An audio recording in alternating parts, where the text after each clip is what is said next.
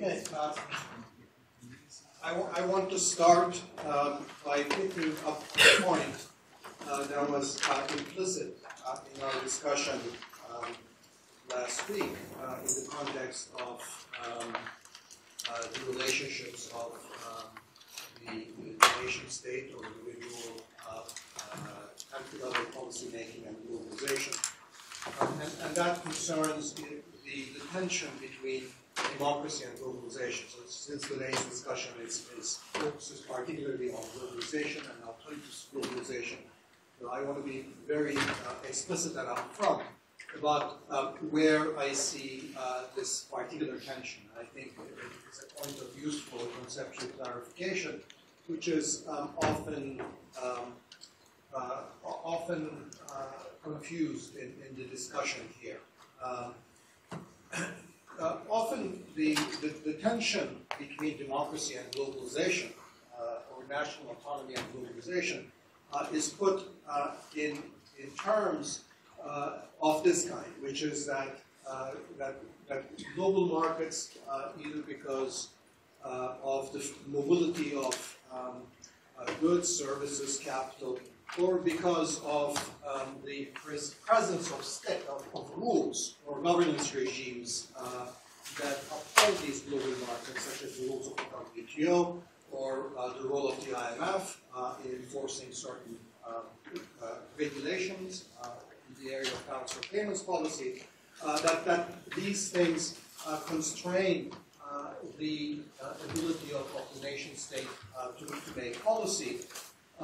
And you might jump from that to the view that therefore there is an inherent tension between globalization in that sense and democracy that arises from the existence of these constraints. Now, I want you to think somewhat differently, and in particular take the idea seriously that the existence of constraints themselves is not what actually undermines democracy.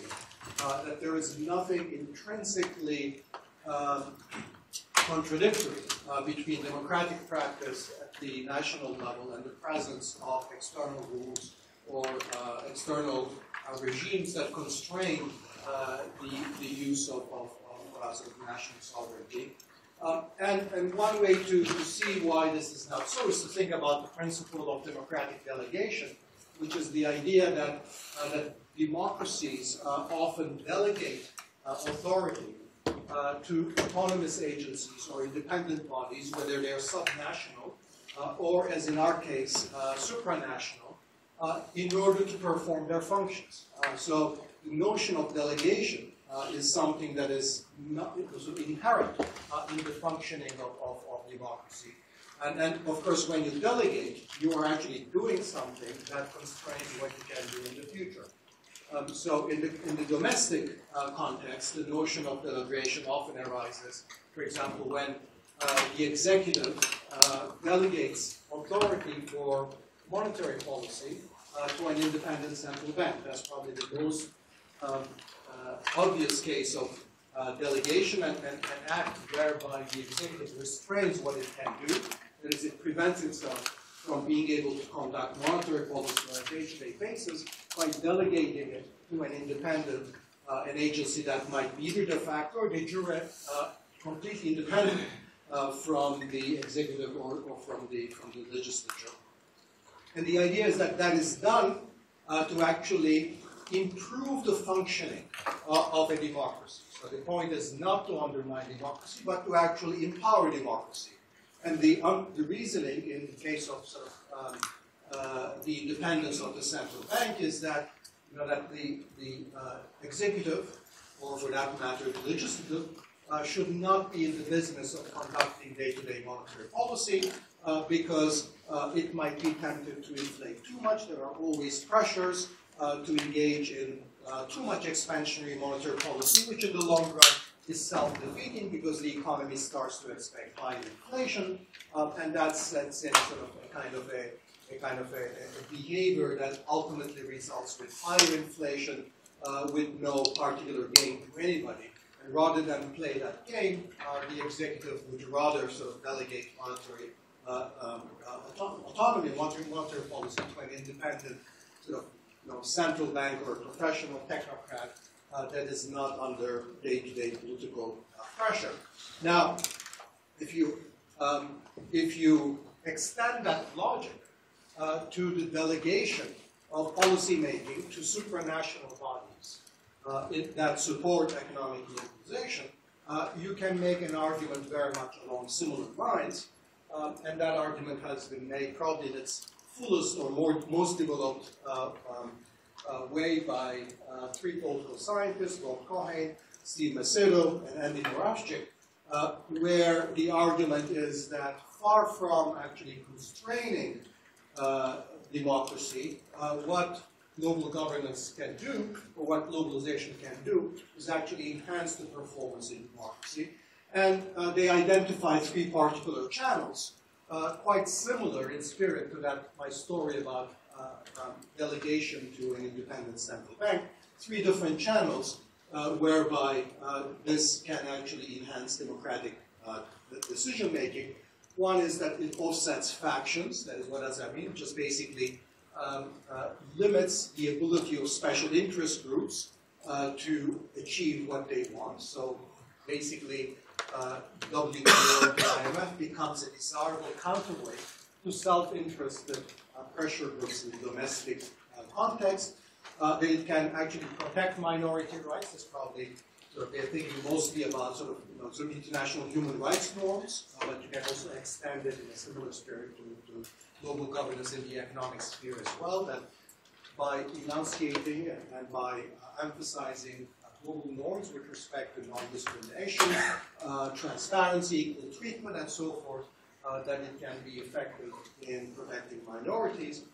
And thirdly, that it might entail rules that enhance the quality of democratic deliberation at home. So, for example, the WTO has rules about sort of transparency, the use of scientific evidence in cases of sanitary and phytosanitary standards that require states to go through certain acts of showing that certain policies are consistent with the best available scientific evidence.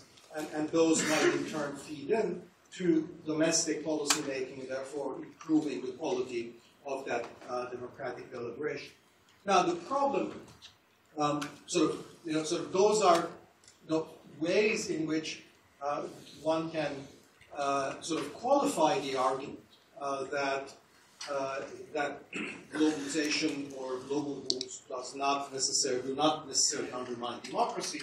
The question ultimately becomes sort of when do global rules actually function, particularly in this way, and when do they function in a different way? So one can, in a way, use this three different arguments and also turn them on their head, which is to suggest that there might be instances when, in fact, globalization is empowering factions, empowering particular special interests, or in fact that globalization or the global rules might be, rather than enhancing the quality of democratic deliberation, they are actually undermining the quality of democratic deliberation by taking some debates that properly ought to happen in the national context and removing them from domestic deliberation.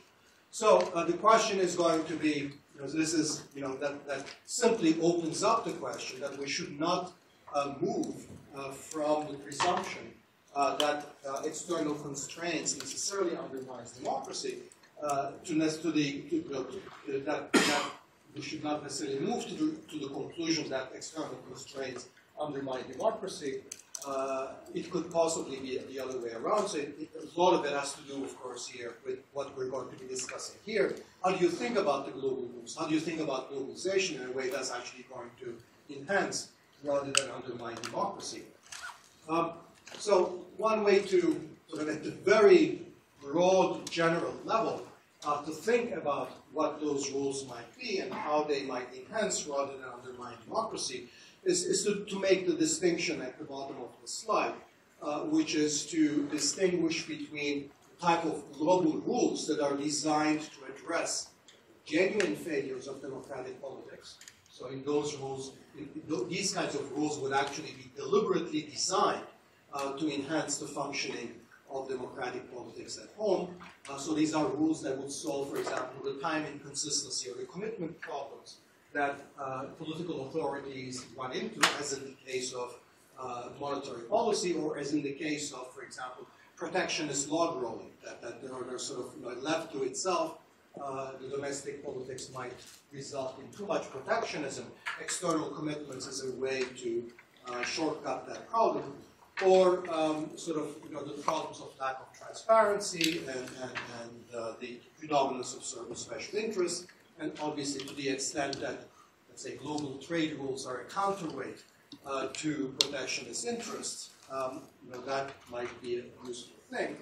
But those have to be distinguished from global rules that aggravate democratic function, and in particular global rules that end up strengthening the leverage of special interests over the rest of society. And I'm particularly interested, we've already discussed a little bit last time, the use of global rules or global rule-making or global governance institutions as a way of undermining social contracts at home, empowering particular special interests. So this is a very different kind of perspective on what global rules might do. And ultimately, sort of what we want to do, I think, is maximize the first type of global rules and minimize the second kind of global rules. Now, what does it actually mean to undermine domestic social contract? Let me say a couple of words about that. Now, one way to think about these social contracts in the domestic setting is to think of what kind of market rules do we have at home? In particular, what do we allow markets to do at home, and what do we allow markets not to do? So this goes very much to the heart of our discussions here in terms of how do we design markets and market institutions domestically.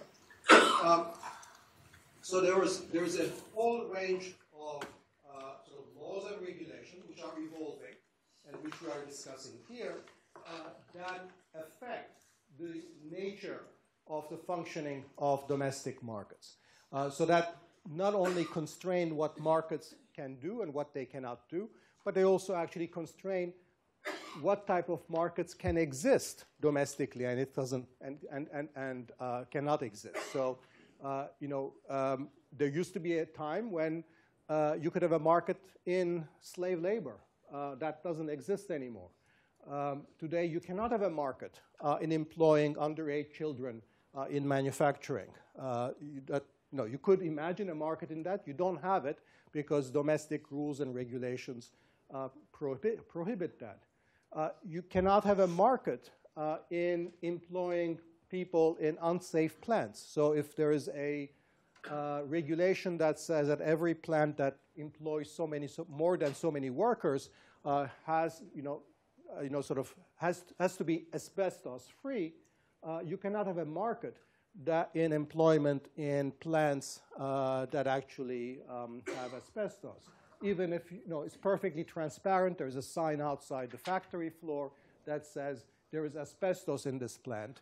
The existing regulations, employment regulations, prohibit that.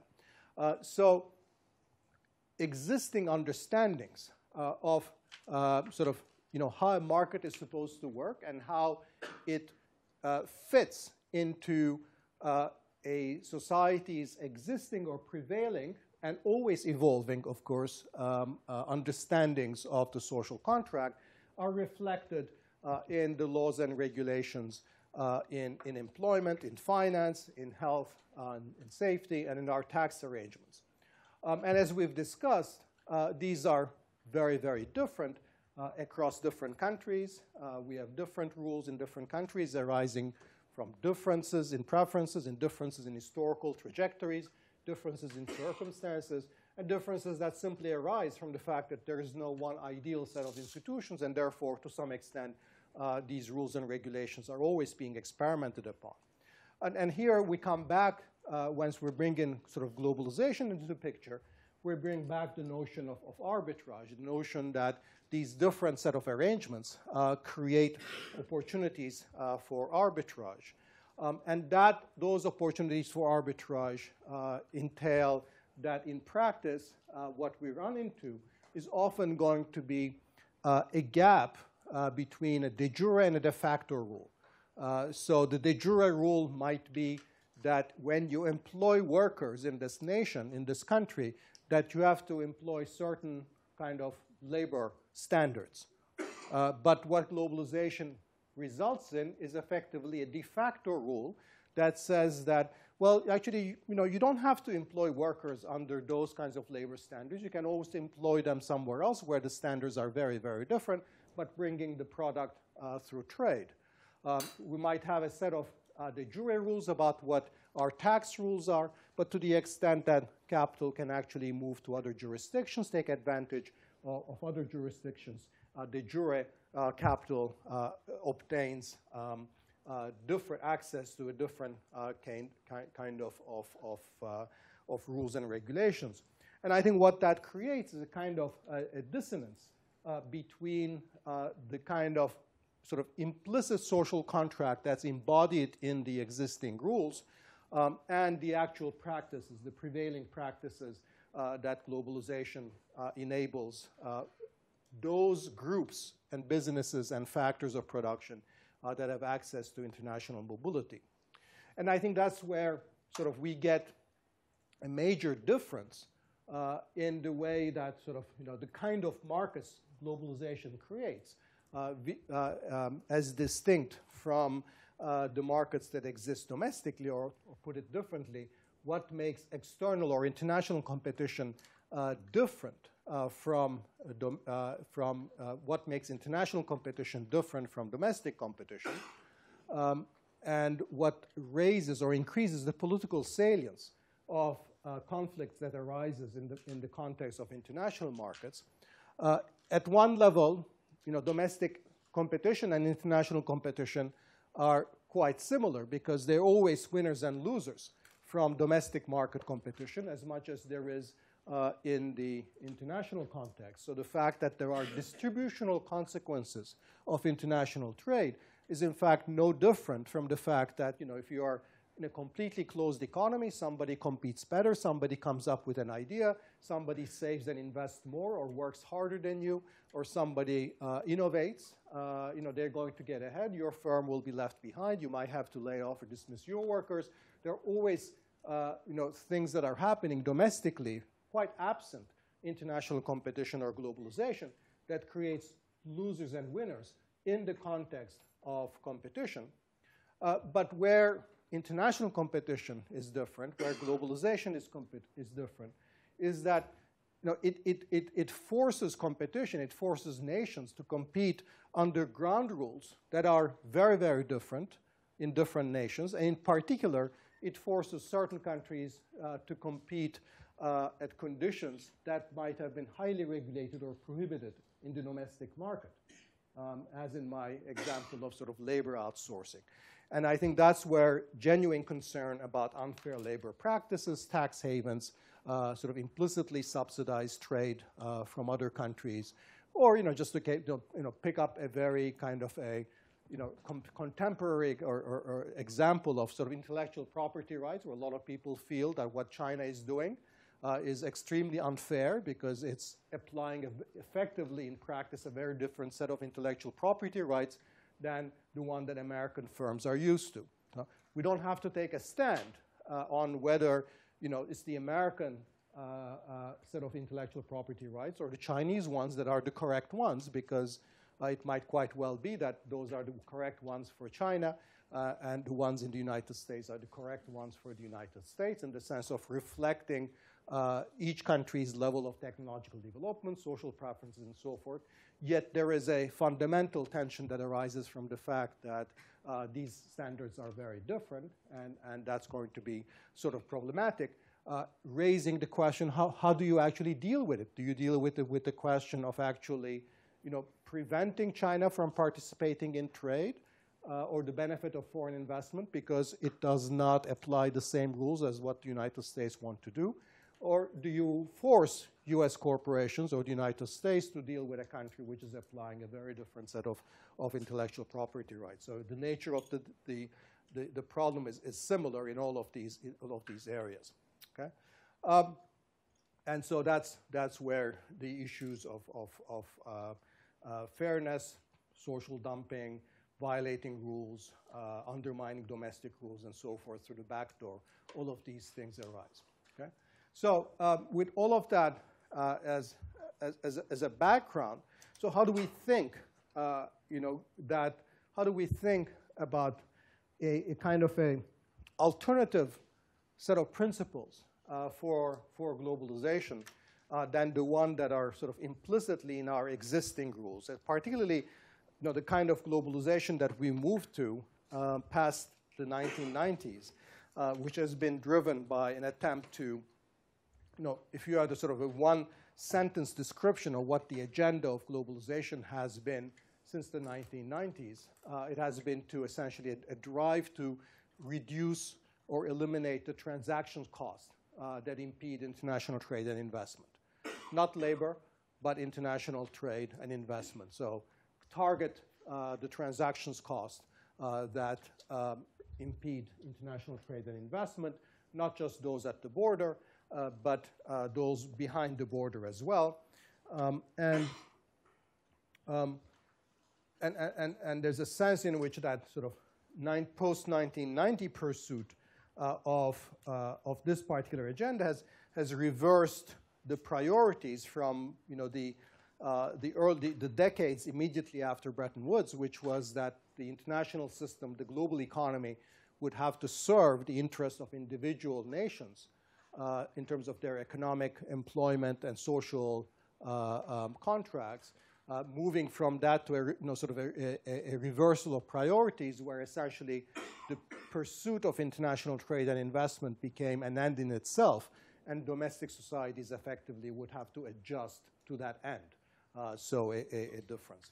So I'm just going to lay out sort of my view of what the appropriate principles for that are. Many of those, of course, are things that we've stated here, so it is important to ground them in these kinds of principles. That one is that markets are not self-standing, that markets just don't come up and are not sustained by their own. So they're always embedded in rules and regulations, or what I've called here systems of governance. So markets come with governance. They're not self-standing, independent constructs. Second, that I've stated this as a statement of fact, but it's also possible to state it as a principle as a normative principle. But as a statement of fact, sort of where these systems of governance are located, or where democratic governance, with emphasis on democracy, where democratic governance is located is largely within nation states, and that's sort of that's what a divided global polity. That is that that the globally we have a set of divided sort of polities are divided into these. I'm just misstating it because there is no global polity. What I mean to say is that the politics is always organized largely within nation states, and it's likely to remain so for the immediate future. Third, of course, what we've an old hat principle for you, that there's basically no one way, that there is sort of quite a large and plausibly large, potentially very large set of institutional arrangements that will undermine prosperity. Fourth, and now we're starting to sort of get into where it's actually going to bind in terms of thinking about globalization, the principle, an explicitly normative principle that sort of individual countries, nation states have the right to protect their social arrangements, regulations, and institutions. That is to say, they can uphold national standards in these areas. And even if that means regulating or impeding or imposing transactions costs on cross-border trade and finance, okay? But the critical test is, are you doing this to benefit a particular special interest? Are you doing it to benefit a broad social understanding or a pre-existing social contract? So the degree to which the arrangement that you're trying to protect by imposing restrictions at the border, the test is whether that arrangement has broad popular support or not. Okay, and so one might think of a lot of different ways in which that can be institutionally implemented, but analytically, conceptually, that's the key distinction. So countries have their right to protect their own social arrangements, regulation, and institutions. Countries do not have the right to impose those on the others. Okay, so that's a very important distinction. So earlier, for example, I gave the example of intellectual property rights. So where I would stand, I would come out on that, would be to say that basically China should be free to have whatever intellectual property rights it wants. Okay, and the United States should not be free to tell China to have intellectual property rights that are more American-like. Now, saying that, of course, entails a kind of consequence that will mean that China will probably not get as much foreign investment from the United States as it would otherwise. So China will actually make its own decision as to what its ideal sort of configuration of intellectual property rights is, taking into account that its decisions on intellectual property rights will influence how much foreign investment it gets from Europe and the United States. But given that constraint, it should be really up to China to decide what is developmentally appropriate. And for that matter, it's entirely appropriate for the United States to decide what the right intellectual property rights framework is for the United States without imposing a kind of burden on other countries to mimic. So from that perspective, here's an area where one can say or would say that the international trade regime has gone way overboard in terms of trying to standardize or harmonize intellectual property rights regimes. Okay. Okay. Sixth, so the way to think about what international international agreements do, or what global governance does, is to first and foremost to manage what I've called here the interface among national institutions. So the issue that's going to arise is the moment you have different countries with different rules, there might be always the consequence that there's going to be adverse spillovers from one country's choice to another. In fact, sometimes countries might be tempted to pursue beggar thy neighbor policies, which is that they pursue particular restrictions or particular rules designed to extract an advantage from another country. And those are that's the kind of right domain for international rules and international disciplines.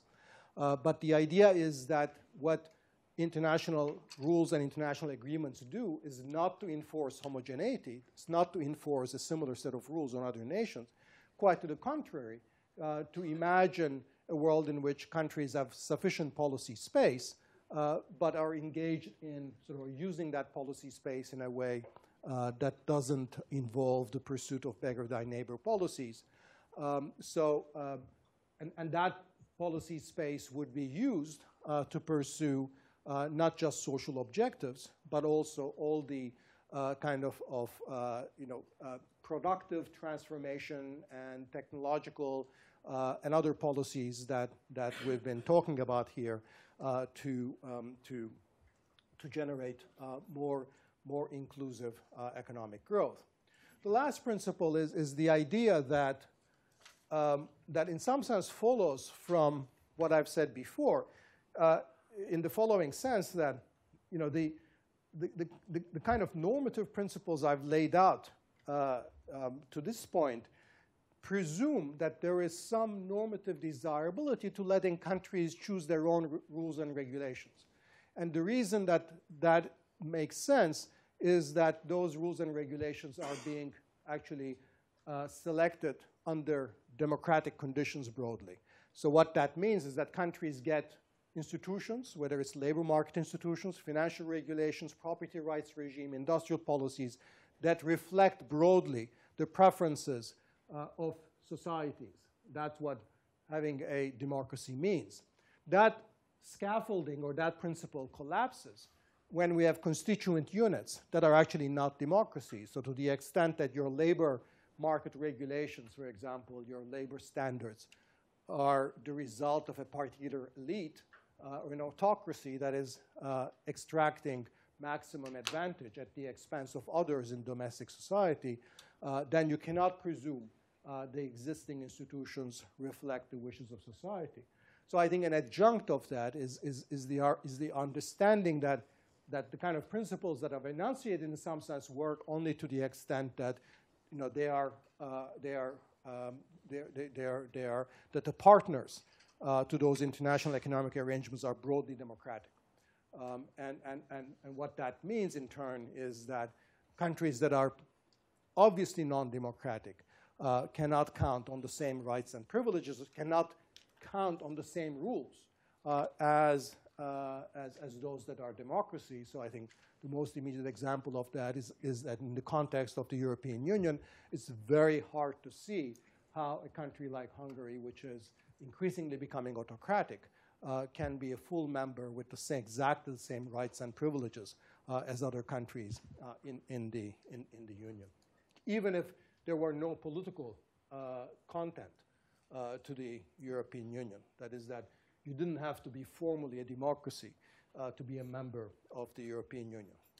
So what might all of that mean, much more specifically, in terms of the agenda of the kinds of things that you would be negotiating internationally and the kinds of things you would not be negotiating? I think sort of, you know, under the rubric of policy space, I think sort of we can talk about a lot of areas where we would want to have fewer global rules to have more policy space.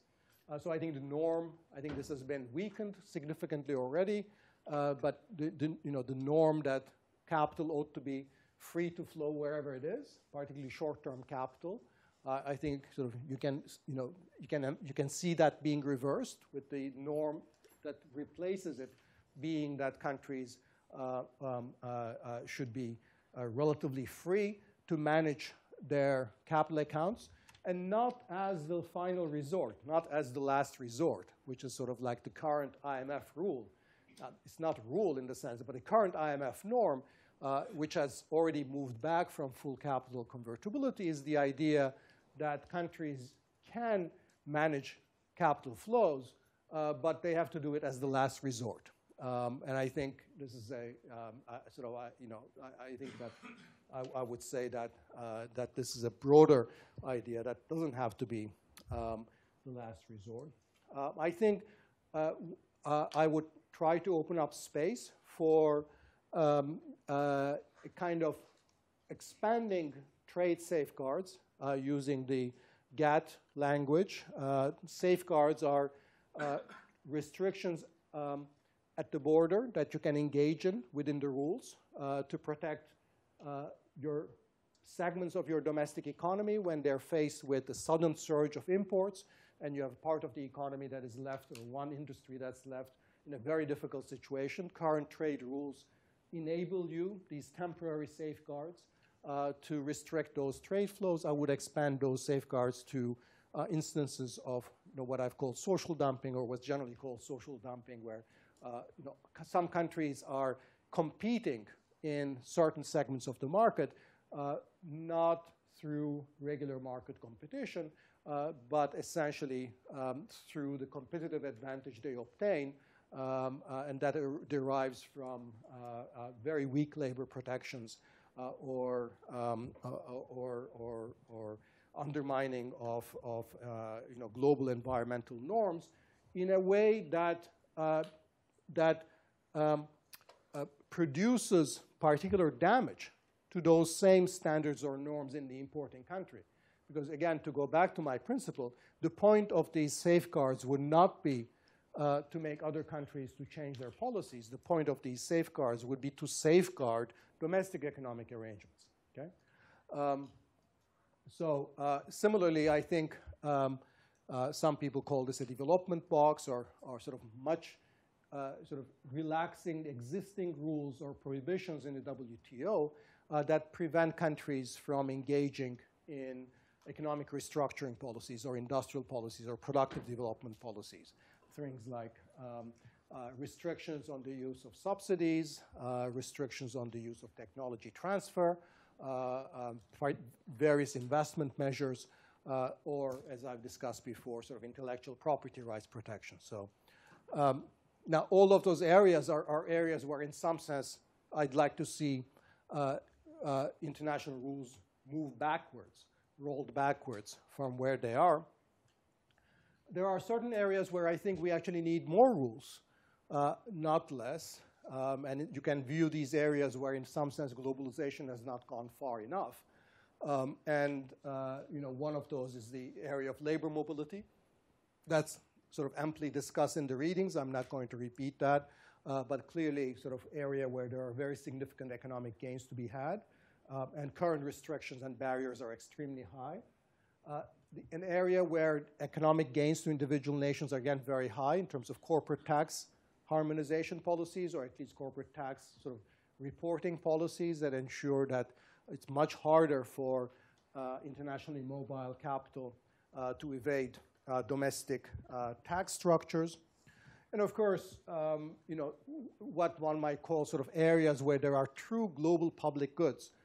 These are areas where only international agreements can internalize global externalities, and probably the two most important such areas are sort of climate change and global health pandemics. These are really problems that have no local solutions in some sense, that global agreements are part and parcel of a solution, unlike most of the economic areas that we've discussed here. So it might seem like there's a bit of a tension between trying to sort of move back in some areas and move forward in other areas. But I'd like to end by suggesting that there is really no tension or no conflict here, because every time you're thinking about the scope and presence of global rules, you're really trading off against on two dimensions. One is the benefits to diversity, of institutional diversity, and letting countries do what they want to do. And the second is the benefits of the gains from trade. Okay? The more diversity, the less gains from trade, but the more the benefits of institutional diversity. And so what I've tried to do with these kinds of rules is suggest some areas where I think we've gone too much to maximize the gains from trade at some cost to domestic social contracts, and some areas where, in fact, we can go much further to reap the benefits of gains from trade or from creating international rules. Another way of saying this is that these sort of where you would draw this trade-off and where you would sort of come out depends very much on where you are in terms of how much globalization there always has been. So whether you would want to do more trade and investment deregulation or liberalization, you'd give a very different answer in the 50s and 60s, let's say, when you were at the very start of the process, than you are today, where it's much freer. There's much more sort of the barriers are already very low. So these, I think, are highly sort of contextual and contingent answers to the question of where we want more and where we want fewer rules. Okay? So let me just stop here, see if there are sort of a couple of broad questions on these issues before we move on to Roberto. Sebastian? Explain a bit, if you say that non-democracy should have less rights and less duties in the international system, how do you want to take away from you assume that countries like Hungary are losing their democratic institutions? What's the mechanism to do that? Well, I mean, in the EU, there's an explicit mechanism that the EU, in some sense, the answer in the EU is easy because the EU explicitly has a requirement that member states have to satisfy certain democratic standards, and the EU has a particular review process and particular procedure, which there's a chance will be triggered, and the EU will go down that path. So the harder question is what do you do, as for example in the international arena, or in the case of the World Bank or the IMF, where in fact not only do you not have such rules, in fact the absence of these rules is in the rules. That is to say, you're not supposed to take into account questions about the political nature of the regime. I would say that in practice, these things happen by changing the norms of the leading the members, and of course there's no way we can make progress if the largest members of the IMF themselves are non-democratic. So let's leave that aside. Suppose that they remain democracies, and let me give you an example of how these things can change without an explicit change in the rules, and that refers to corruption. Corruption, some 35 years or so ago, was a taboo subject in the multilateral institutions. It had essentially the same status as democracy, authoritarianism, and so forth, which was that it was supposed to be a province of national sovereignty, and therefore the IMF or the World Bank could not explicitly take into account whether a country was corrupt or not, write about it, have measures on it, and act on the basis of it. And the notion was that that this is too political, we can't touch it.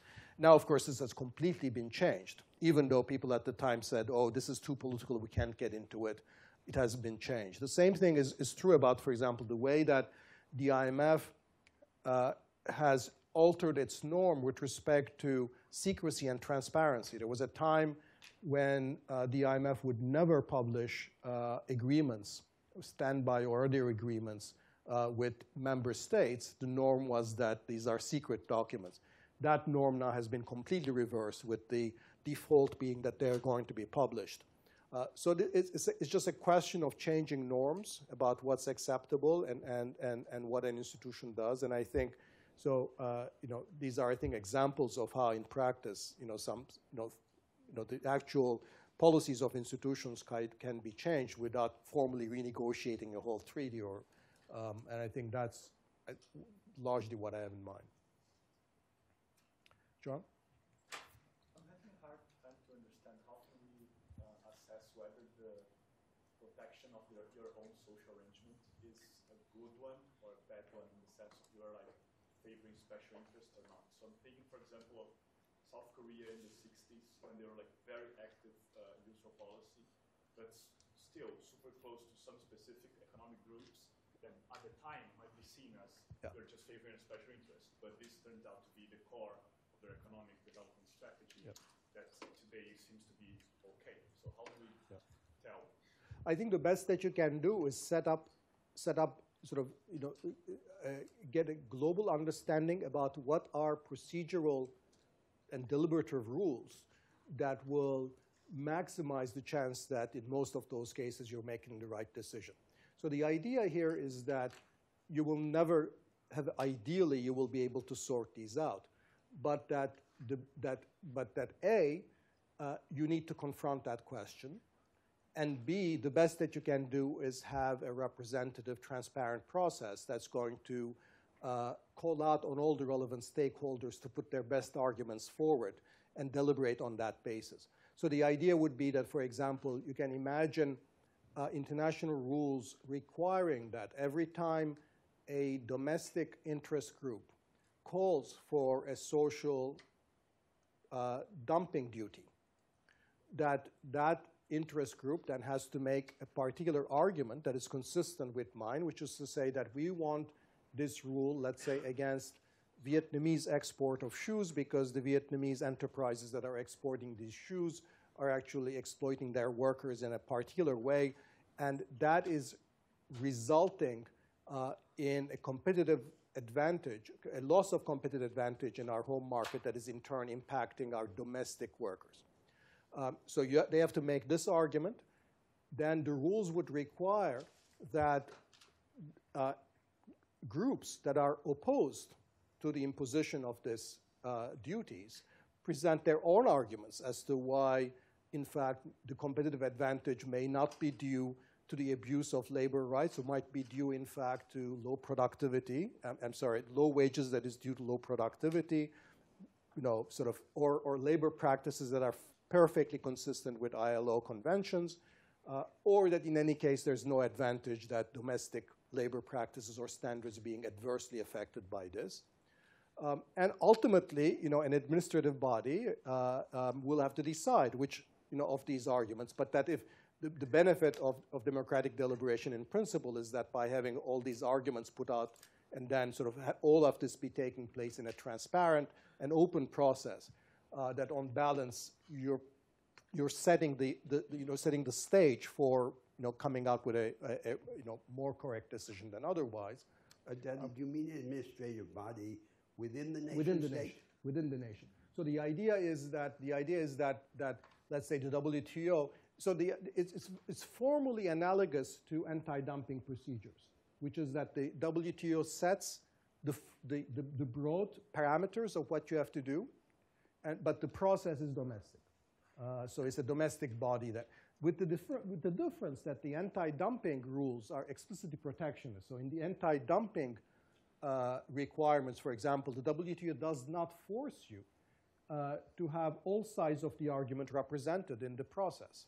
So what I would say in the social dumping proceedings, I would say that the WTO would require that the both sides of the argument be represented in the domestic administrative process, and that they also their arguments also be explicitly part of the decision making.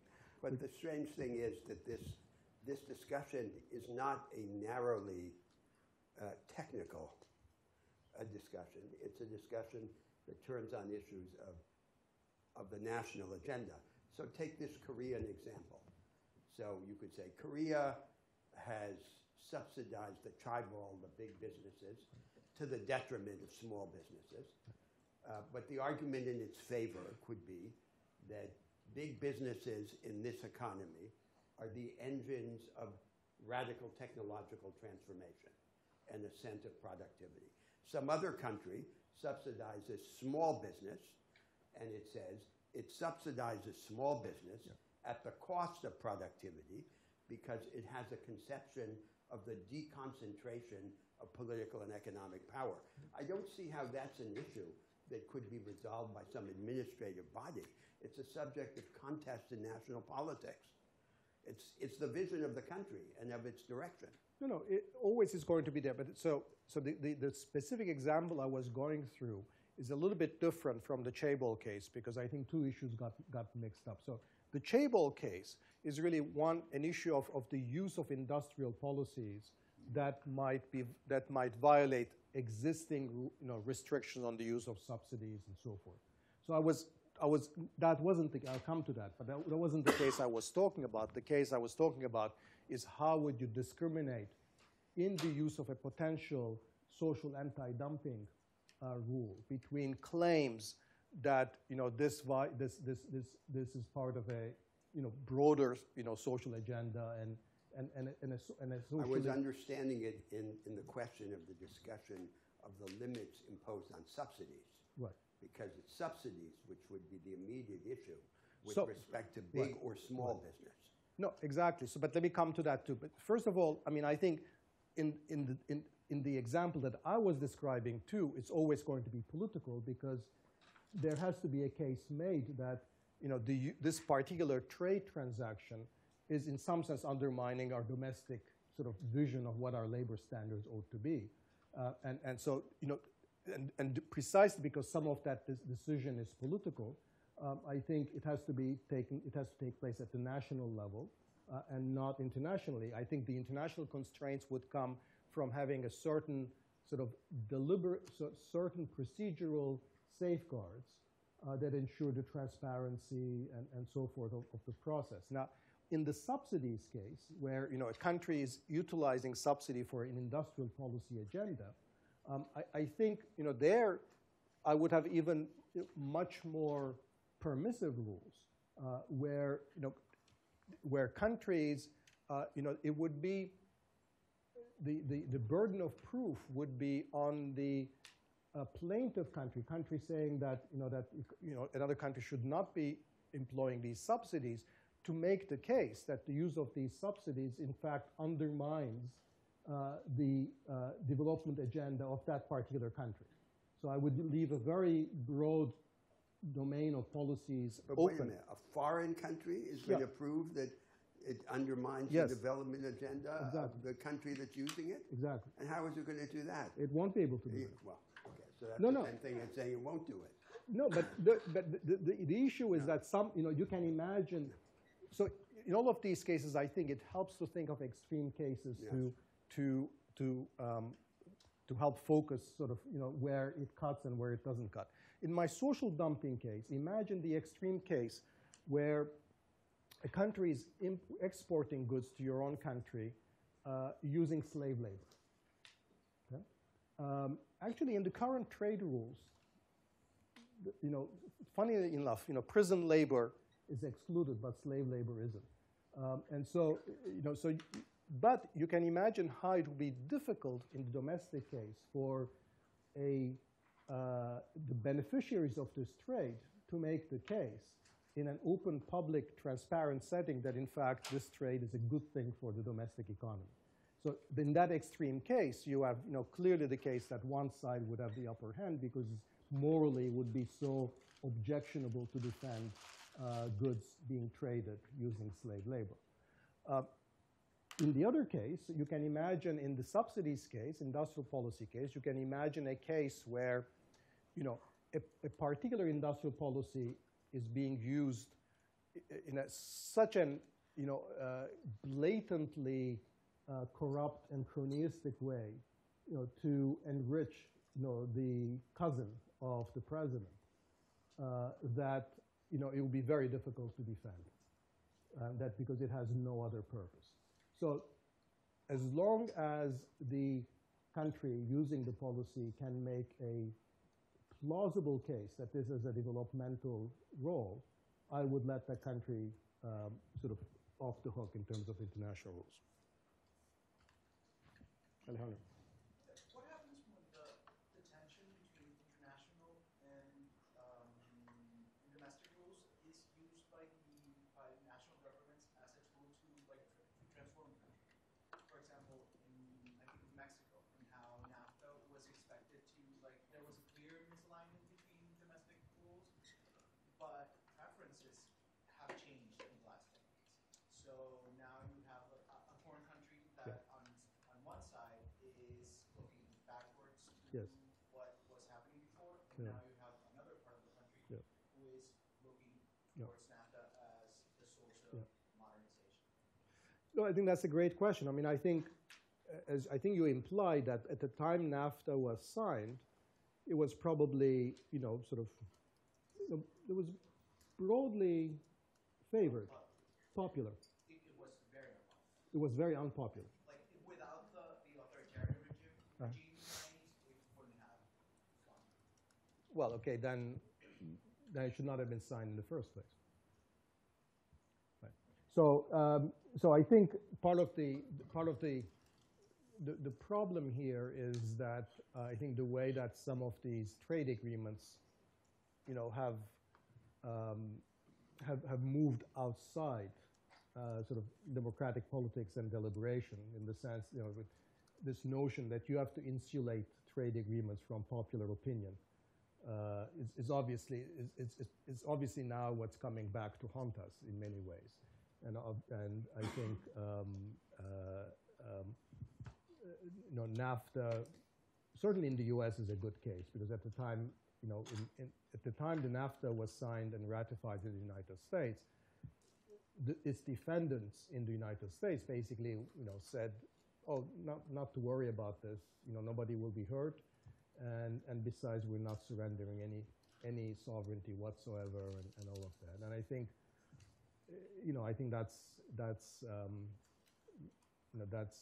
that's part of the backlash that I think we haven't been entirely, we haven't had an entirely honest debate about these trade agreements. So, there is no, just like with any policy, you just have to discuss these things domestically, deliberate about them, and at some point you have to make a decision. And then if the decision is unpopular, you would think that the opposition can make enough of a political capital out of that to boot the government out. So even the most enthusiastic defenders of NAFTA in Mexico presumably would recognize that a cost of doing it through authoritarian modernization was not to have prepared Mexican agriculture, for example, for the transformation brought about by NAFTA. So even within the narrow framework of that particular modernization agenda, the lack of a national debate exacted a cost. Why don't we continue? Continue. In this instance, what I have to say rather complements rather than contradicts Danny Roderick's. You don't always remarks. contradict me. No, I don't know, but I often do.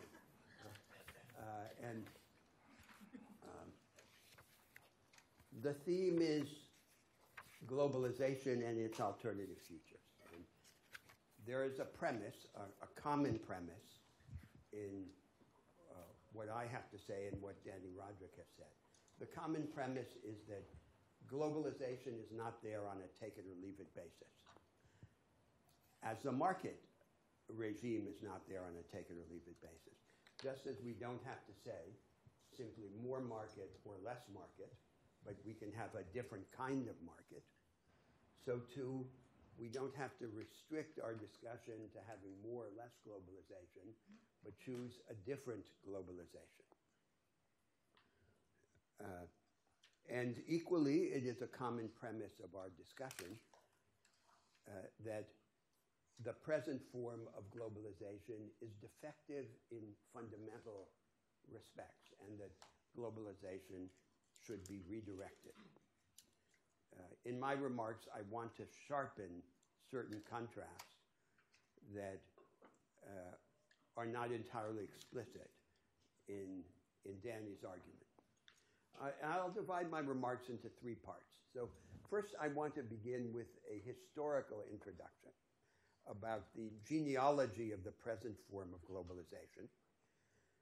Second, I want to speak to the contrast between the existing globalization and what I regard as a better alternative. And third, at the end, I want to relate this argument about globalization to the nature and future of contemporary nationalism. So first, the historical genealogy of the present form of globalization. It's important to understand the historical origins of globalization. First, because it makes us appreciate that globalization is not inevitable. And second, because it shows that this present form was shaped by a very particular history. And that even within this history, there were certain significant variations. So globalization has come twice in the history of the modern world. It came first in the period from about 1870 to the First World War. Then it was violently interrupted in the interwar period. And then it came again, its second visitation in the period since the Second World War, picking up speed since about 1971, when the United States left the gold standard. it's impossible to say that globalization now, in some simple sense, is more than globalization then. It's more in some ways and less in other ways. So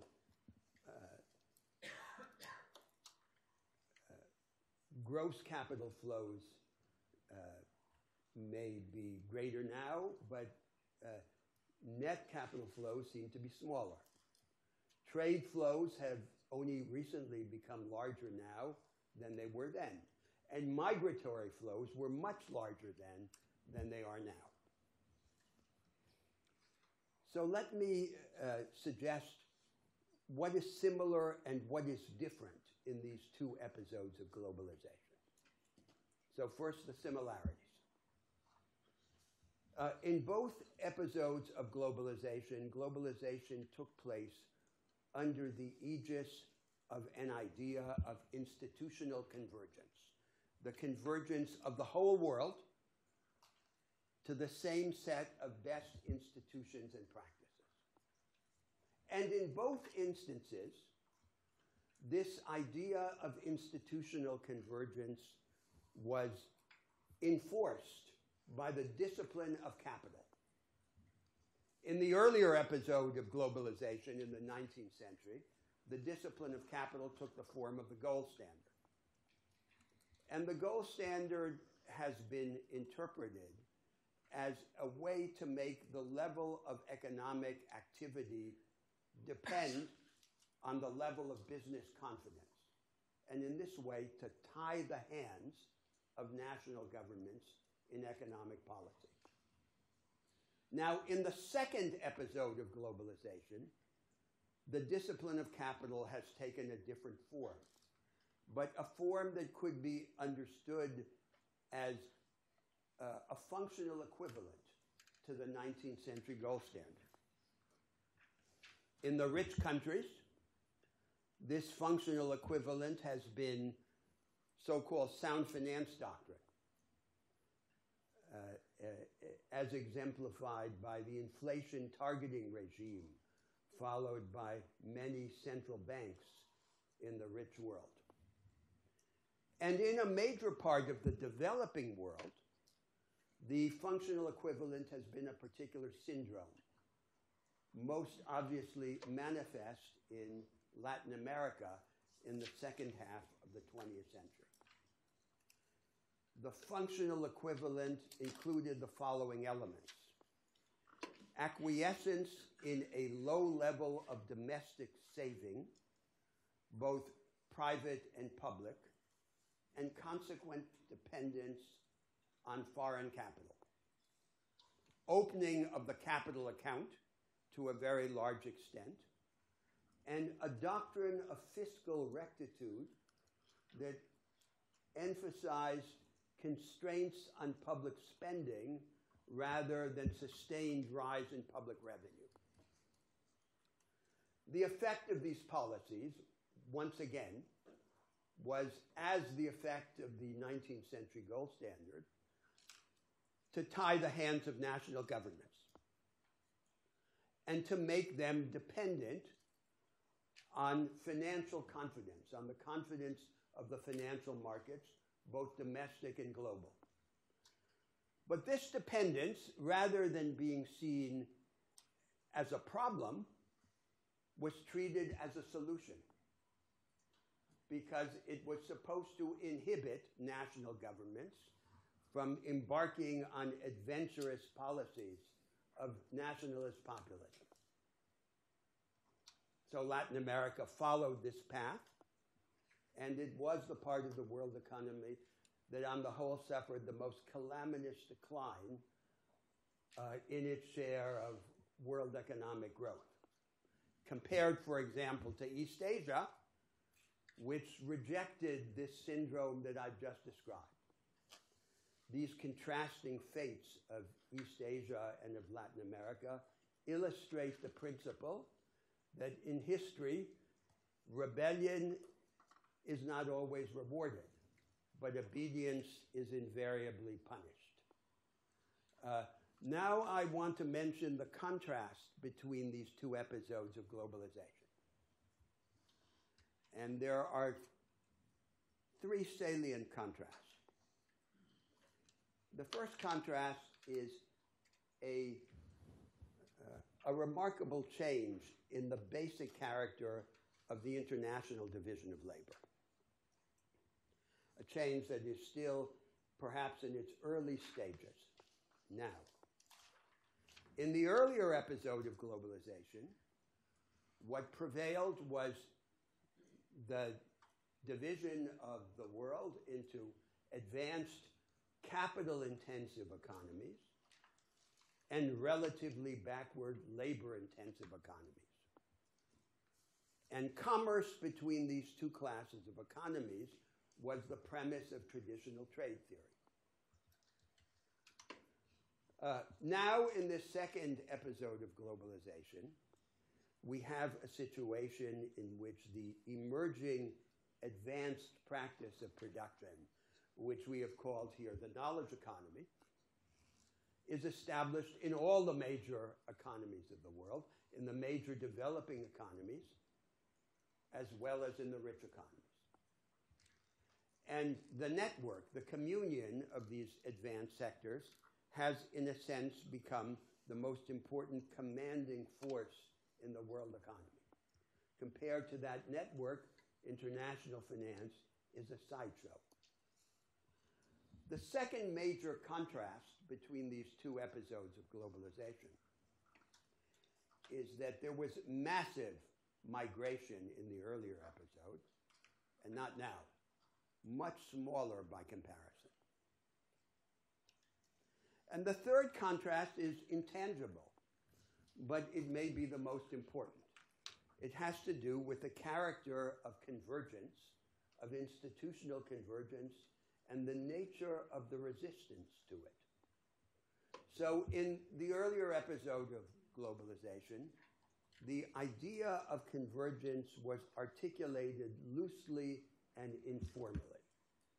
Convergence to the practices of the then dominant economic powers, beginning with Britain, under the aegis of a general idea of economic evolution. In the second episode of globalization, convergence took a much more aggressive form, articulated by doctrines labeled neoliberalism or the Washington Consensus. A particular package of institutions, practices, and policies recommended by the political, economic, and academic authorities of the rich countries to the rest of the world. By the same token, the character of the resistance to convergence differs in these two episodes. In the first episode of globalization, the resistance was muffled. It was the reluctance of the wounded civilizations to surrender to imperialism, especially to European imperialism. But now, the contest over convergence, the resistance to convergence, takes a much more explicit form, especially in the continental middle-income developing countries, each of which has in principle the practical and spiritual resources with which to imagine itself as a different world, capable of embarking on a trajectory that diverges with the one recommended by the advanced powers, by the rich economies. Now I come to the second part of my remarks, which is about globalization and the alternative globalizations today. So globalization has become, in much of the world, a generic alibi for surrender in national politics. So the alibi is this, that if someone proposes an alternative trajectory of national development, the claim is made, it's not feasible because globalization won't allow it. The economic cost exacted by globalization will be too high. Now, two things are true at the same time. On the one hand, it is true that the present form of globalization is a particular regime of the world economy. It does have a logic, and it does impose constraints. On the other hand, it is also true that even within that logic of the present form of globalization, there is a wide range of possible response to the same constraints as the contrasting experiences of Latin America and China in the late 20th century illustrate. The contest over globalization takes place in several overlapping domains. The global security arrangements, the global monetary arrangements, and the global trade arrangements. And I want now to focus on the global trade arrangements because that is the area in which this globalization regime has been most fully developed, and it is also the area most pertinent to our discussions here.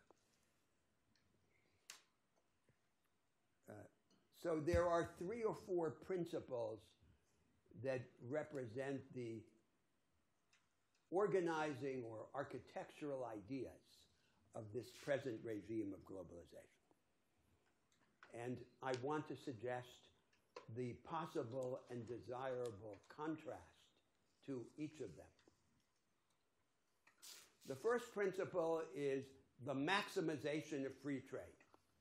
So on this view, the object of globalization is the greatest amount of free trade possible. And all else should be subordinate to that goal. But the objection is free trade is not an end in itself. It's a means of conditional value. And the alternative conception is then that the objective is the coexistence in the world of alternative development trajectories, alternative institutional models, and alternative experiences of civilization within a world economy that gradually becomes more open. So on the alternative view, our stake in openness and our stake in diversity should not be placed in opposition to each other, as they are by the dominant principle. Because if they are placed in opposition to each other, then all the friends of diversity will be required to become enemies of openness. And that, according to this argument, is unnecessary. Then we come to the second principle. The second principle that commands the evolution of the present form of globalization is that all the countries that participate in the world trade regime should subscribe not just to the market economy in the abstract, but to a very particular version of the market economy, to a version that incorporates a whole set of rules, doctrines, institutions, and practices.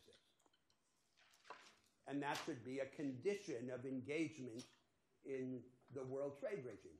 Now, today, the most important articulation of the world trade regime are no longer the global treaties, as under the WTO, but rather these mega-regional trade pacts, like the Transatlantic Partnership and the Trans-Pacific Partnership.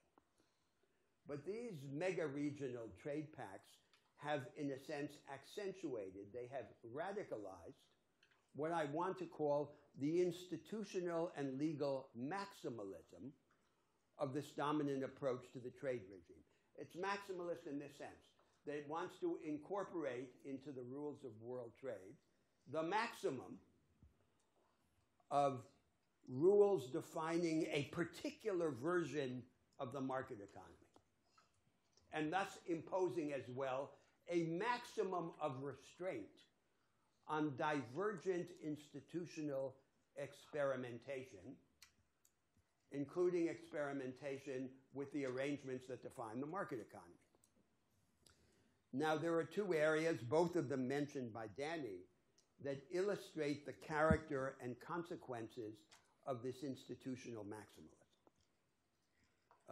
One area is what are described as subsidies, but could be redescribed in another language as partnerships between the government and private firms, big firms or little firms.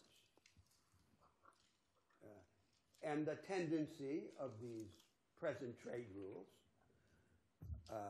under the regional pacts as well as under the global arrangements is to outlaw, under the label subsidies, all the forms of strategic coordination between governments and firms that the countries that are now rich used in order to become rich. Now, there's a conceptual problem that's related to the discussion we were just having in the middle of the class.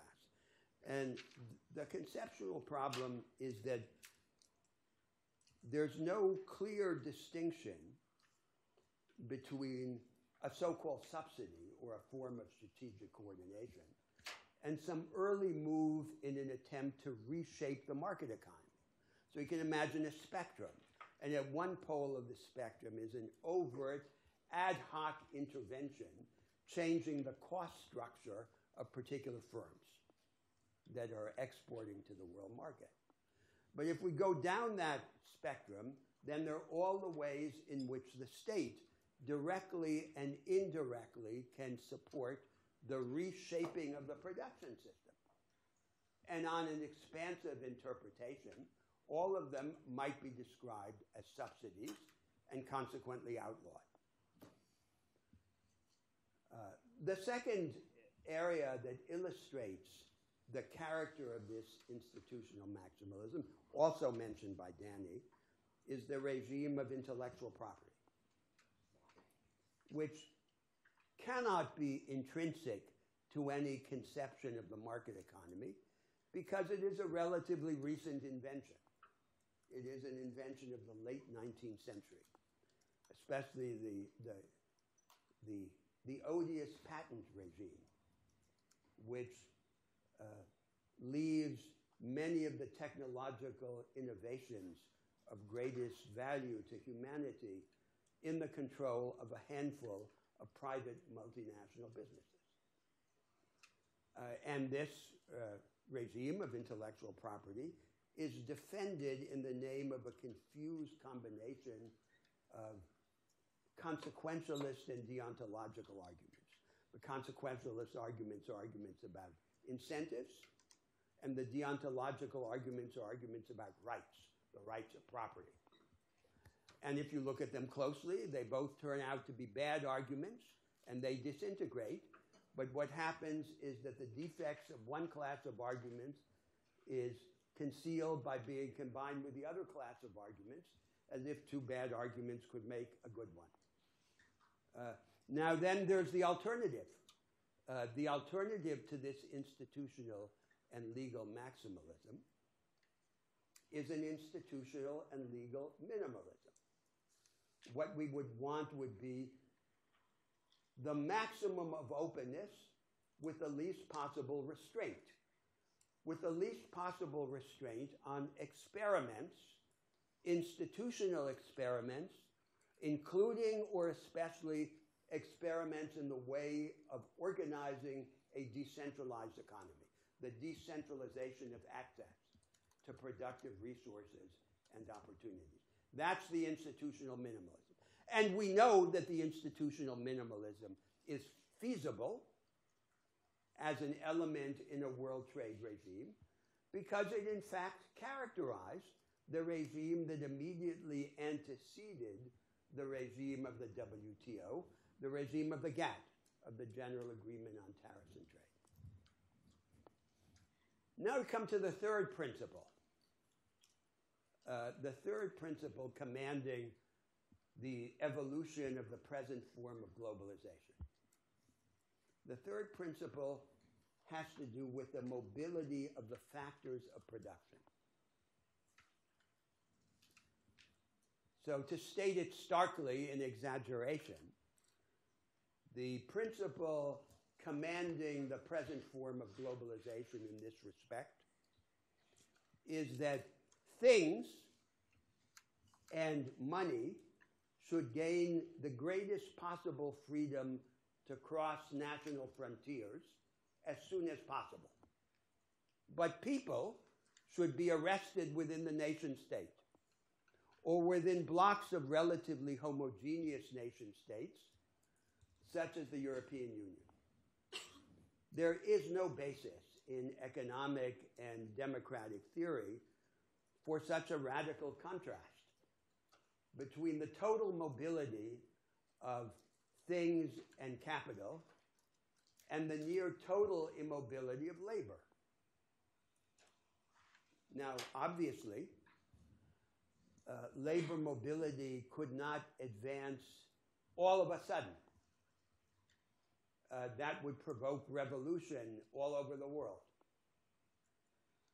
But there's an enormous stake in labor mobility. First, because of anything that could be done in the world, by a large margin, it overshadows all others in its equalizing effect.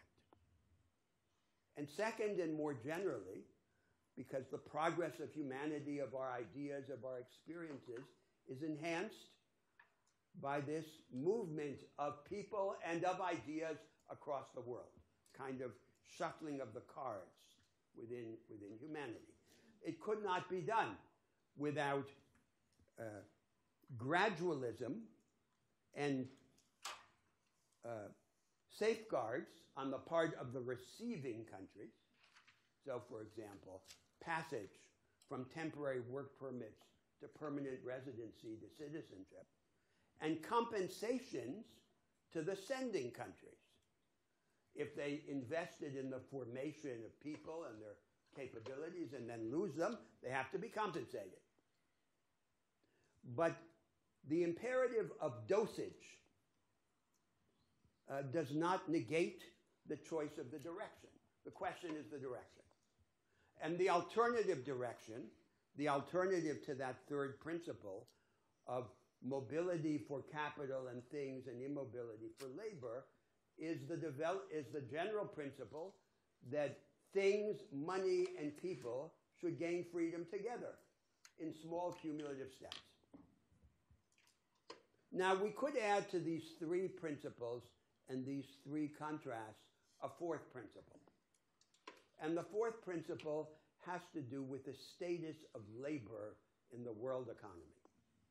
It matters to the future of humanity what the situation of labor in the future world economy will be.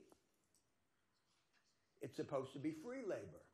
And the question is, will free labor be really free? Or will the contractual freedom of labor, the provision of labor under the facade of private contract, be only a disguise, concealing oppression, subjugation, economic duress? That's the question. The tendency in the dominant form of globalization is to be satisfied with just the facade, the contractual facade of free labor, without any insistence that labor free in juridical appearance be in fact free in social and economic reality. And the alternative then requires us to reconcile two imperatives. One imperative is that countries continue to be able to compete on the basis of different returns to labor. We can't deny that reality in a world economy that continues to be unequal and that is divided into separate nation states. But this pluralism should be a qualified pluralism on this view if the world economy is to be built on the basis of free labor. And there must be restraints, not just on coerced or slave labor, but restraints guaranteeing an open contest between capital and labor and the division of national income, the organization of work, including the organization of the increasing part of the labor force that all over the world is in conditions of precarious employment rather than stable employment, and the opening of the gateways in the future to the ascent of the two higher forms of free labor, self-employment and partnership, by contrast to the inferior or defective form of free labor, which is economically dependent wage labor.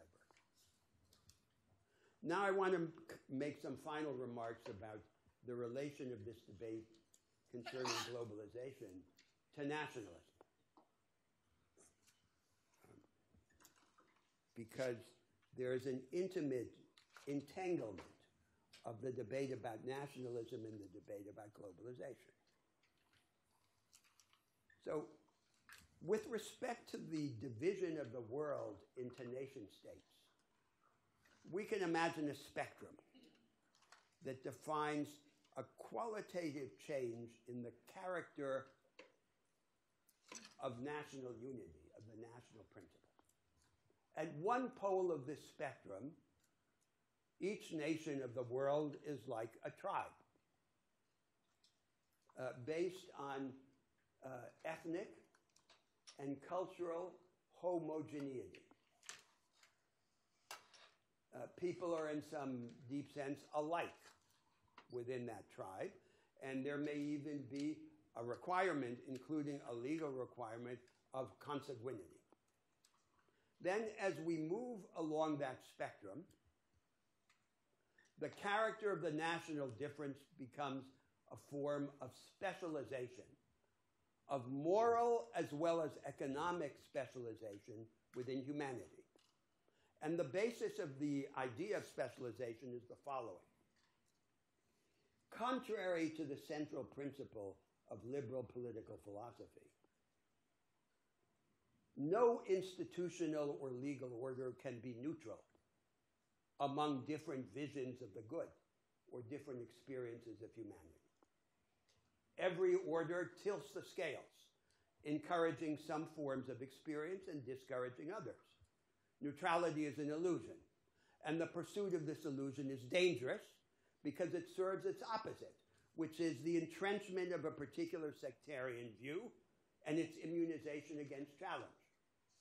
But the illusory goal of neutrality has a kinship to a valid and immensely important goal, which is the goal of openness, of Catholicity, openness to contradiction, and corrigibility in the light of experience. That's what we would want. Humanity can develop its powers only by developing them in different directions and embodying those different directions in alternative institutional arrangements. And that would then be a world of democracies.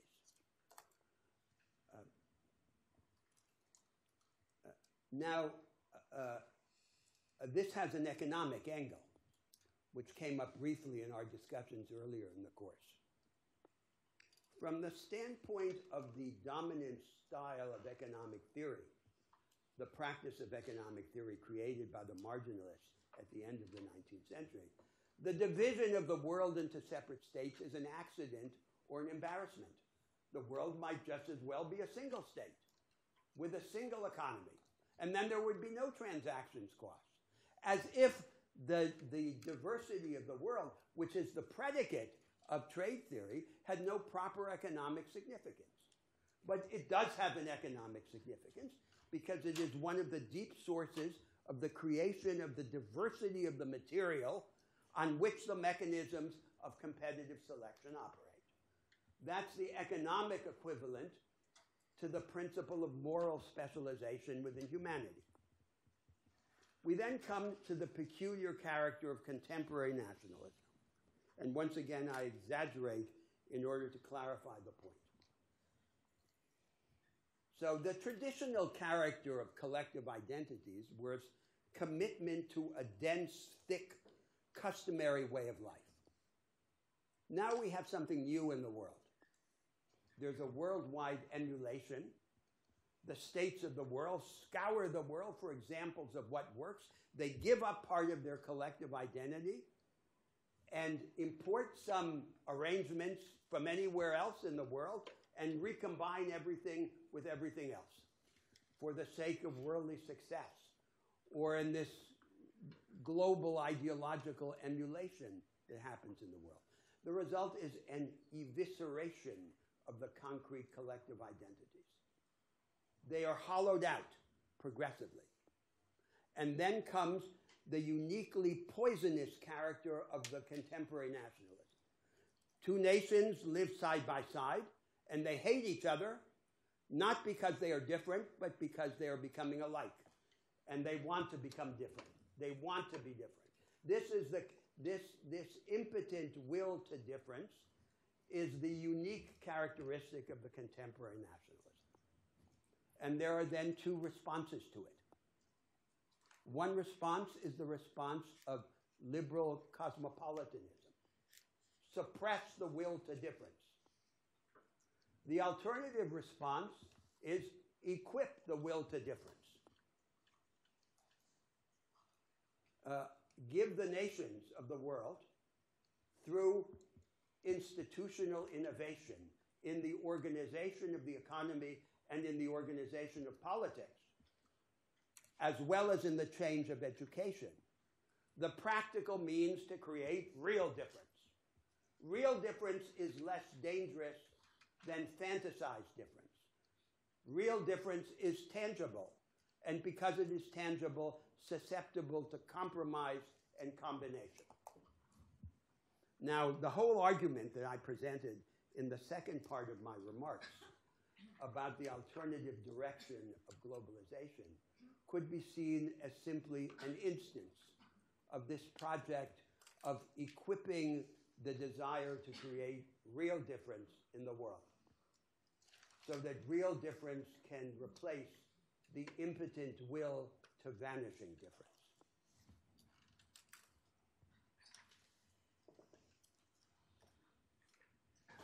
Let me follow up on the last bit of Yes. your comments, which I think are very interesting. So you sketch out a view of a world that's divided not on the basis of some primordial notion of nationalism or some sense of tribe, but a kind of a willed difference that you call sort of moral specialization, that a world of democracies where different nations have... Each is an experiment in humanity, yes. And so I'm trying to, so let's try to make this a little bit more concrete to then sketch out what's implication for globalization might be, or what kind of globalization is actually compatible with that. In particular, what level of mobility of people and capital might be compatible with that. It's a question of degree, right? Right. So just to say, but just to, right. So if you want to be, let's be more concrete. So take the contemporary society. The United States, or Brazil, or any number of 20s, have from the beginning been more like that, compared to many European countries, which were based more on this idea of homogeneity. In our discussion of social democracy, European social democracy a couple of weeks ago, I mentioned this idea that as the level of ethnic homogeneity in those European societies diminishes, the inadequacy of money as a social cement becomes more patent. So it's not as if this contrast that I described were just an imaginary contrast. It's the accentuation of a contrast that already exists in the world. Right. So one particular accentuation of that might be, imagine that, let's say, the United States moves in a direction that sort of is a kind of, an extreme version of a 19th century liberal sort of society with very, very weak collective institutions, sort of markets run amok, sort of, competition to the death, and very little social insurance, no social democracy, a society of individualists, sort of where the whole moral ethic is. That's a fiction, of course. It's a fiction, but it's one of your conceivable futures of a society that sort of builds a whole ethic around sort of a kind of an empowered individual. Yeah, except that real societies are never just exemplifications of doctrines, right? So if you, for example, American conservatism emphasizes the theme of voluntary association and community. So in other words, they'd be different, but I don't think that in the end, and they can become different, but their differences won't be as if they were just stock examples of doctrines, of abstractions. No, yes, obviously, and also it's obviously ex ante impossible to define all their features too, because of this element of revision and corrigibility and all of that. But it seems to me that, and then, so I was just trying to sort of sketch out something that's a little bit more concrete. So for example, in the American version, you can imagine that you'd have what would justify a kind of extreme Wild West kind of capitalism would be quite a radical distribution of endowments at birth. That everything gets reshuffled at birth. So there's a very high level of, everybody gets access to a huge amount of assets at birth that they can use to finance their education, their access to capital and so forth. But basically after that, you're completely on your own. Different part of the world, let's say, Europe might move to a kind of a much more sort of, an extreme version of a social democracy where, everybody's guaranteed public employment. The average individual works 2 hours at most, and it's all financed by, I don't know what, but something, maybe Norwegian oil or something. So it would seem, so I'm just, the question I'm struggling for is what is the level of globalization that would be compatible with such experimentation? It would seem that at some, if you allow the experimentation to be relatively unbounded, that it would be very difficult to envisage people free to move and corporations free to move and so forth. So it would entail significant restrictions on.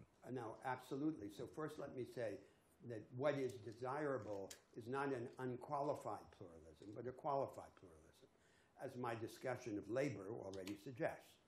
But the truth is that we're not in a position in the world with respect to most issues at this stage, at this moment, to impose a qualified pluralism.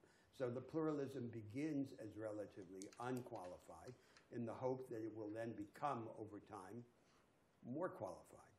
But then the slogan of the discussion, as in that contrast between two directions of globalization, is governing the world without world government. So we don't have a world state, and we don't have the economic equivalent to a world state, which is what in your chart you called hyperglobalization. But we develop concretely the forms of cumulative openness that are compatible with a wide range of divergence. So the theme is the coexistence of the divergent rather than the commerce of the convergent, which is the dominant type of globalization. Now, then there are these tensions, which are not simple contradictions. There isn't a simple inverse relation. And ex ante, we can't tell, right, exactly how far we can go or where it will catch. Huh? But it seems to me to matter immensely that we change the direction. Huh? Because then we will have, it's not as if we won't have problems, but it will be a different menu of problems once we have changed the direction in this way, as your own discussion in the first half of the class already suggested. But in your scheme, in principle, everybody in the world has a natural right to live where they want, subject to the practical constraints. No, it's more complicated because, so it is true that if the different nation states of the world embody different forms of collective existence, much more tangible than the ones you gave. There's never going to be a society that is a living example of Hayek's fantasy. The differences won't be like that, but there will be differences. And so we would want the individuals in those, the agents in those societies to be able to resist, for there to be a contest. But at the end of the day, if they are defeated, and if they feel that they happen to have been born in a society that doesn't accord with their affinities, they should be able to escape. So one of the premises of this moral specialization is that there be, at the extreme, at the limit, a right of escape. That you leave the one into which you were born and you go into another one. And this is like the universalization of a principle of asylum within humanity, which I think is just one of the many required features of such an arrangement.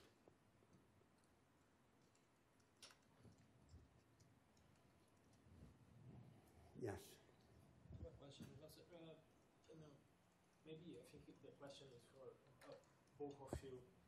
In the beginning of the course, we discussed a lot the problems of knowledge economy and the challenge to spread the main forms of production of the knowledge economy, increase productivity, in this way build another way, another path for economic development. In all classes that we had, the connections between this challenge and the issue of the class, for example, the challenges for social democracy and the challenges for the other class that we had, this relationship between the challenge and the issue of the class were more clear to me.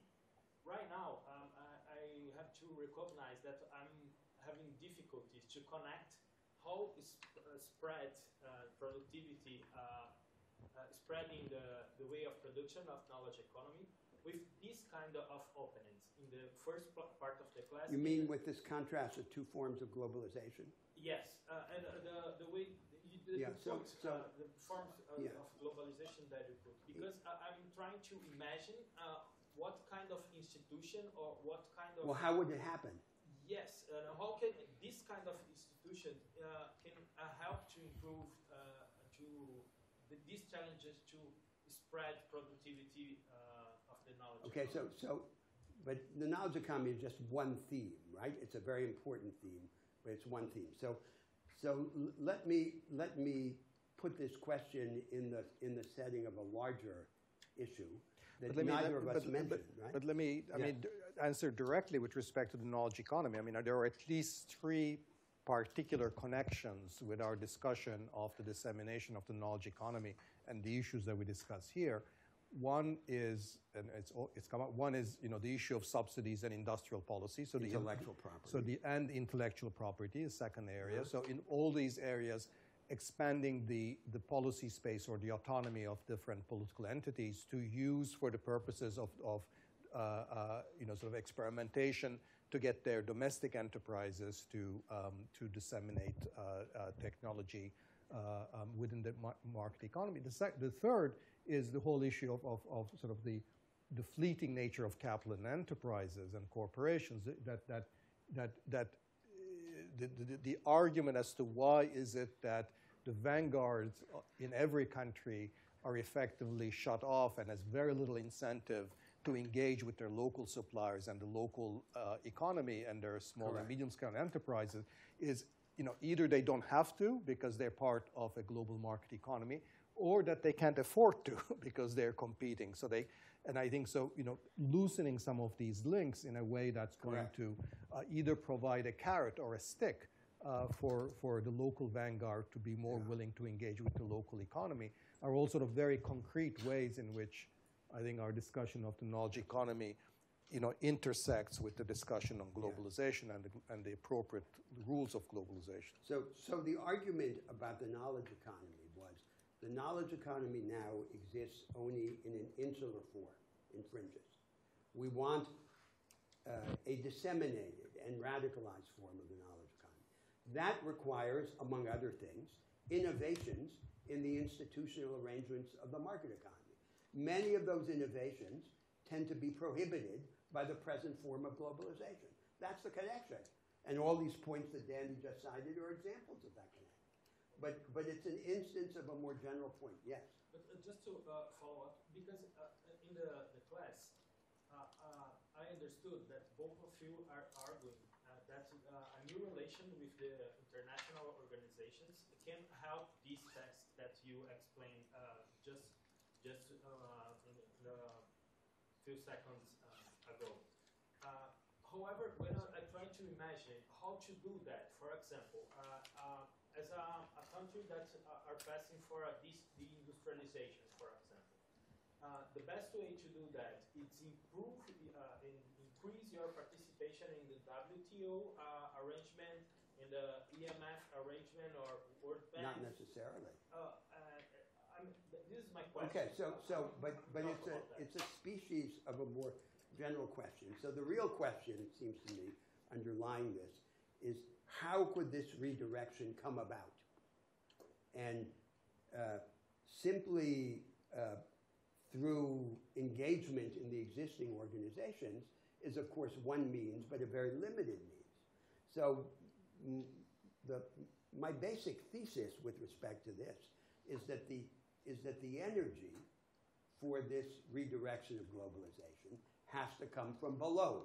That is, it has to come from the existence of strong national projects that hit up against the limits of the present form of globalization. Now, what I mean by strong national projects are projects that involve large-scale mobilization of financial, economic, physical, and human resources by nation states expressed in institutional divergence, in institutional experiments. The particular alternatives that I've defended in the courts, for example, with respect to inclusive vanguards, are a subset of these strong national projects, because strong national projects won't always be inclusive or democratic. They could have authoritarian or exclusive characters as well. But so these strong national projects hit against the limits. Then there's a struggle to change the direction of globalization through activity within the existing arrangements, but also through activity outside of them. For example, the major continental developing countries get together, as they have in the BRICS organization. And then comes the third stage, when the regime begins to be revised at the global level. Then there's more space for movement at the national level. So it's a three-stage process. But the beginning, the trigger, is the existence of these strong national projects. If there aren't the strong national projects, the change isn't going to happen by good intentions, by the activity of some reformist cosmopolitan elite in the multilateral organizations. It's only going to happen through struggle, not just practical struggle, but intellectual struggle.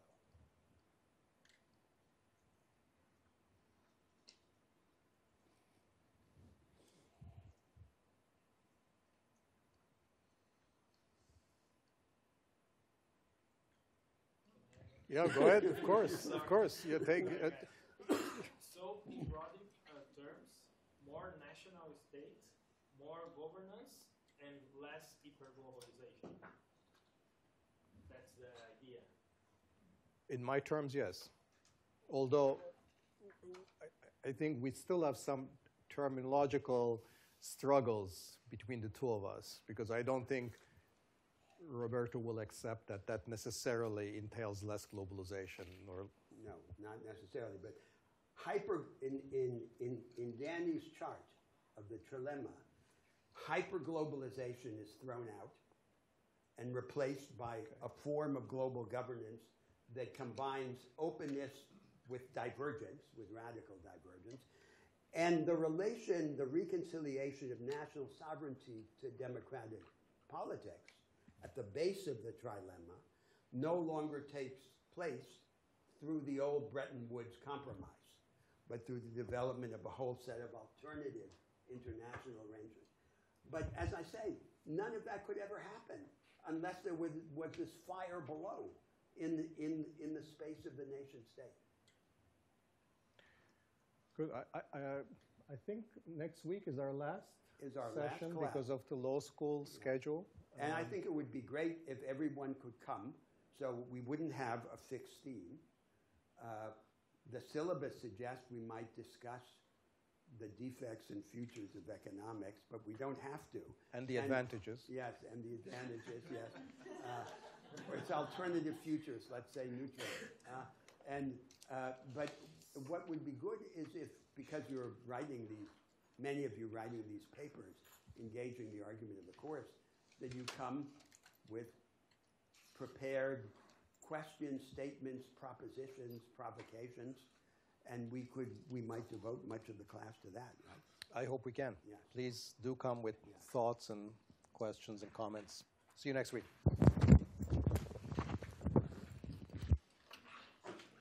So this really is like one of the areas in which we most converge.